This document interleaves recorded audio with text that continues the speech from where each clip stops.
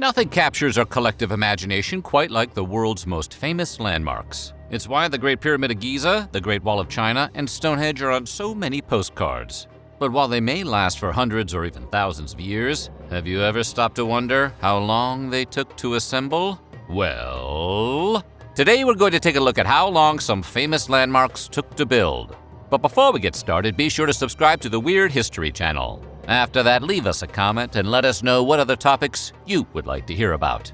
Okay, remember to read all the instructions before trying to build any of these. The one thing pretty much everyone in the world knows about timetables for ancient construction is that Rome was not built in a day. So, how long did it take? Well, when it came to the Coliseum, about 7 or 8 years. Hey, we said Rome wasn't built in a day. What's the Coliseum's excuse? The project was initiated around 72 CE by Emperor Vespasian. He was all about securing legitimacy for the Flavian dynasty, and one of the ways he went about that was by creating a massive public work for the people of Rome. He died in 79 CE when the Coliseum was mostly finished, but his son Titus dedicated it the following year with 100 days of games. Which sounds like a lot, but it's still shorter than a regular season of baseball. Come on, Titus, open up your wallet. The construction of the Coliseum would have involved enormous amounts of labor. Perhaps as many as 20 to 30,000 enslaved people were employed to quarry the stone and build the structure. For such a long-lived and imposing landmark, it was completed in a surprisingly short time. It seems like it takes 3 times as long just to get a pothole filled today. In the mid-5th century BCE, the Greek city-state of Athens was on the rise. They had just defeated the invading Persians, and they still had a few good years before the Peloponnesian War, which, 2,500-year-old spoiler alert, would not go great for them. But while all was still well, the famous leader Pericles ordered a fabulous construction project on the Acropolis, the elevated citadel that overlooks the city. Every Athenian citizen grumbling over visions of long construction-fueled traffic jams screwing up their commutes for the next century or so were pleasantly surprised. Construction on the main building, the Parthenon, which was a temple to Athena, began in 447 BCE and continued to about 438 BCE, when the large gold and ivory statue of the goddess was installed inside, just a shade under 10 years. Plutarch even commented on how quickly the Parthenon got thrown up in his Life of Pericles. Construction on the Great Pyramid of Giza, which is the tomb of Pharaoh Khufu, began somewhere in the neighborhood of 2550 BCE. Once completed, the pyramid would remain the tallest human-made structure in the world for more than 3,700 years. It didn't lose that particular championship belt until the completion of St. Paul's Cathedral in London in 1221. Herodotus claimed that the Great Pyramid was built in 20 years by work gangs of up to 100,000 people. But while Herodotus was enthusiastic about recording history, he was prone to making the more than occasional error. Modern scholars think the size of the work gangs were probably closer to 20,000 people, which is still a perfectly huge crowd. No need to embellish Herodotus, but they don't dispute the idea that it could have all been completed in 20 years.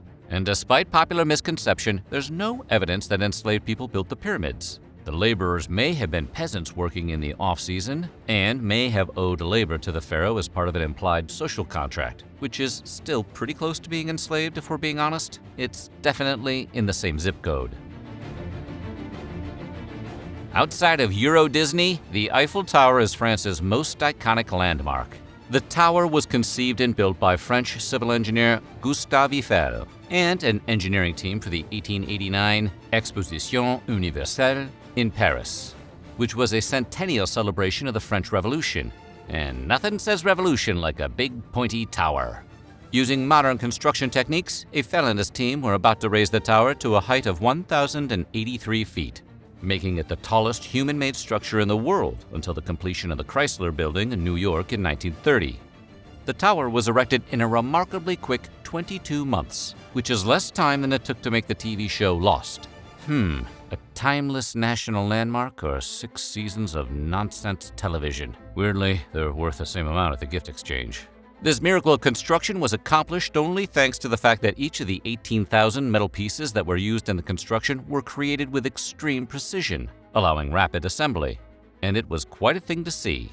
According to journalist Émile Goudot, who visited the construction site, a thick cloud of tar and coal smoke seized his throat, and he was deafened by the din of metal screaming beneath the hammer. Godot also reported seeing workmen with their iron bludgeons perched on a ledge just a few centimeters wide, taking turns at striking the bolts. The crew reminded him of blacksmiths contentedly beating out a rhythm on an anvil in some village forge. Only, he noted, these smiths were not striking up and down vertically, but horizontally, and with each blow came a shower of sparks.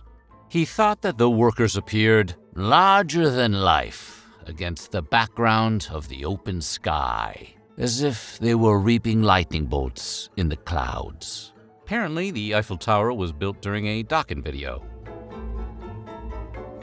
The awe-inspiring Taj Mahal in Agra, India, looks a lot like a palace, so it's easy to imagine more than a few people have gazed at pictures of it and dreamed of living within its grand walls. But if you're one of those people, allow us to burst your bubble. It is not a palace. It's a mausoleum, commissioned in 1631 by Mughal Emperor Shah Jahan to commemorate his wife Mumtaz Mahal, who had perished in childbirth.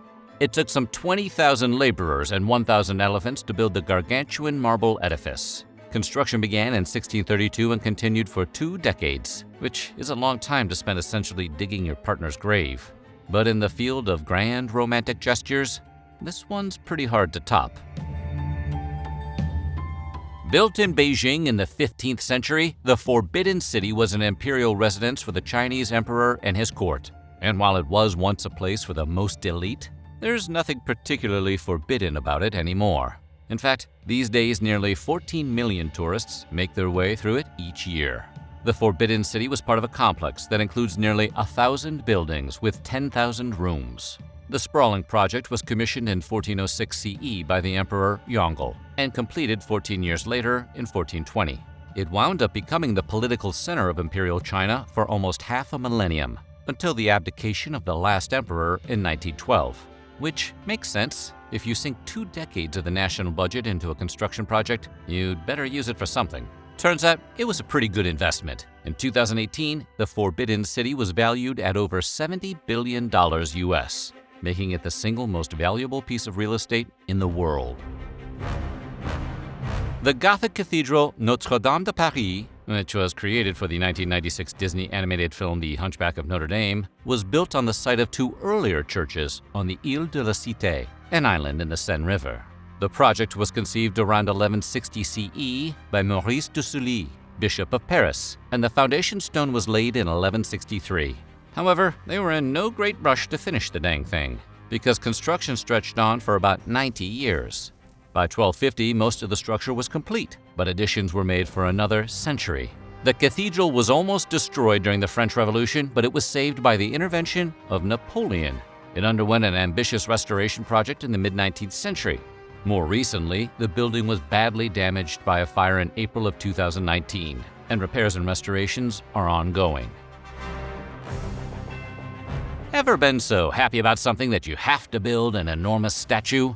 Well, the people of Rhodes had, and there weren't too many other ways to express joy back then, as song dedications on the radio hadn't been invented yet. Commissioned to celebrate the lifting of the siege of Rhodes in 305 BCE, the Colossus of Rhodes was a 105-foot-tall statue of the Greek sun god Helios.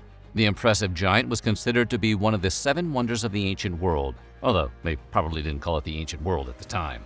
Designed by Charis Olindios, the statue only took 12 years to build, and contrary to popular misconception brought on by Jason and the Argonauts, almost certainly did not straddle the harbor at Rhodes. When will that movie learn? The project's relatively short completion time was ultimately a good thing, because it didn't last very long. Construction was completed around 282 BCE, and then an earthquake toppled the statue about 56 years later. The emperor offered to rebuild it, but the oracle at Delphi told the people of Rhodes the statue had offended Helios. And since nobody wanted to be on the bad side of a god, they opted to leave it in broken pieces. The Statue of Liberty is arguably the most iconic landmark in one of the world's most iconic cities, and New Yorkers have the French to thank for it. In 1870, French sculptor Auguste Bartholdi began designing a statue of Liberty leading the people. First conceived by the abolitionist Edouard de Laballet in the aftermath of the American Civil War, the statue was created to represent anti-slavery ideals while cementing the century-long friendship between the U.S. and France. In 1876, Bartholdi's design went into production in France. The statue was assembled in Paris between 1881 and 1884, then disassembled and shipped to the U.S. in 1885, like a piece of IKEA furniture. The still unfinished construction of the pedestal delayed the project, which was finally completed on Bedloe's Island, now Liberty Island, in 1886. Stonehenge, the mysterious prehistoric monument immortalized in various pieces of airbrushed artwork as well as a song by Spinal Tap, is old. Located in Wiltshire, England, the world-famous site was constructed in multiple phases. In fact, it may have even taken as long as 1,500 years of on-again, off-again building for the landmark to reach the form we're all familiar with. The first stage would have started some 5,000 years ago, when some Neolithic Britons cut a huge circular ditch and bank in Salisbury Plain. Maybe they were trying to build a French drain. Centuries later, they added smaller stones called bluestones. The huge sandstone slabs, some formed into the famous triliths, were added around 2000 BCE, and adjustments continued for several centuries after. The construction history of the massive chain of fortifications that make up the Great Wall of China spans literally thousands of years. So if you were hoping to duplicate the project in time for your Labor Day luau, you should probably just think about putting in a fence. The project, which is intimately bound up with the history of China itself, began with a series of fortifications created in the 7th century BCE by the Shu state. After the unification of China under the Qin dynasty in the 3rd century BCE, a 10-year project significantly extended the wall, involving hundreds of thousands of soldiers and conscripted laborers. Over subsequent centuries, the structure went through cycles of repair, disrepair, and expansion. The last great wave of construction and maintenance occurred during the Ming dynasty, between the 14th and 17th centuries. After that, the wall again fell into disrepair. With great walls come great maintenance bills. So what do you think? Which story behind these famous landmarks impressed you the most? Let us know in the comments below, and while you're at it, check out some of these other videos from our weird history.